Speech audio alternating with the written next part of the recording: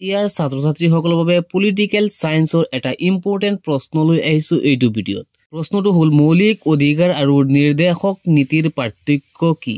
প্ৰশ্নটো বহুত ইম্পৰ্টেন্ট হয় ছাত্ৰ-ছাত্ৰীসকলৰ বাবে। গতিকে ভিডিঅ'টো অলপ স্কিপ নকৰিবা, প্ৰথমৰ পৰা শেষলৈকে চাবা।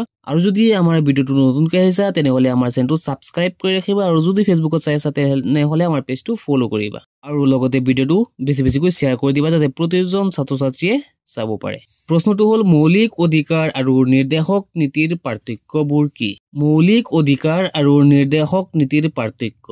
নাম্বাৰ 1, মৌলিক অধিকাৰবোৰ বাদযোগ্য কিন্তু নিৰ্দেশক নীতিবোৰ বাদযোগ্য নহয়। মৌলিক অধিকাৰ খৰ্ব হলে ন্যায়ালয়ৰ সহায় লৈ মৌলিক অধিকাৰবোৰ ৰক্ষা কৰিব পাৰি, কিন্তু নিৰ্দেশাত্মক নীতি বা নিৰ্দেশক নীতিবোৰ চৰকাৰে পালন নকৰিলেও ন্যায়ালয়ৰ সহায় ল'ব পৰা নাযায়। 2 নম্বৰ, মৌলিক অধিকাৰবোৰ নাগৰিকৰ বাবে, আনহাতে নিৰ্দেশক নীতিবোৰ ৰাষ্ট্ৰ আৰু চৰকাৰৰ বাবে। 3 নম্বৰ, মৌলিক অধিকাৰ ভোগ কৰাৰ ক্ষেত্ৰত কিছুমান সীমাবদ্ধতা আছে, কিন্তু নিৰ্দেশাত্মক নীতিসমূহ অসীম। নিৰ্দেশক নীতিৰ ক্ষেত্ৰত কোনো বাধা নিষেধ নাই।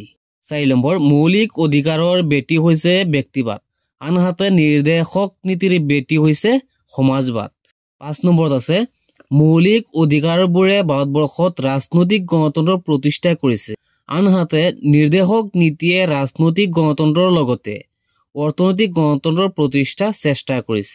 6 নম্বৰত উল্লেখ কৰিছে দেশত জৰুৰীকালীন অৱস্থা ঘোষণা কৰিলে মৌলিক অধিকাৰবোৰ বাতিল হৈ যায়। দেশত যদি জৰুৰীকালীন অৱস্থা ঘোষণা হয় তেনেহলে মৌলিক অধিকাৰবোৰ বাতিল হৈ যায়। নিৰ্দেশক নীতিবোৰ জৰুৰী অৱস্থাতো বাতিল নহয়। 7 নম্বৰত উল্লেখ কৰিছে মৌলিক অধিকাৰ আৰু নিৰ্দেশক নীতিৰ মাজত যদি সংঘাত হয় মৌলিক অধিকাৰে আগস্থান পায়। মৌলিক অধিকাৰ ভংগ কৰা আইন আঁচনিক আদালতে অবৈধ বুলি বাতিল কৰিব পাৰে। 8 নম্বৰত আছে নিৰ্দেশক নীতি কাৰ্যকৰী কৰিবৰ বাবে বিধানমণ্ডল বা চৰকাৰে নতুন বিধি প্ৰণয়ন কৰিব লাগে, কিন্তু মৌলিক অধিকাৰ কাৰ্যকৰী কৰিবৰ বাবে কোনো নতুন বিধি প্ৰণয়ন কৰাৰ দৰকাৰ নাই।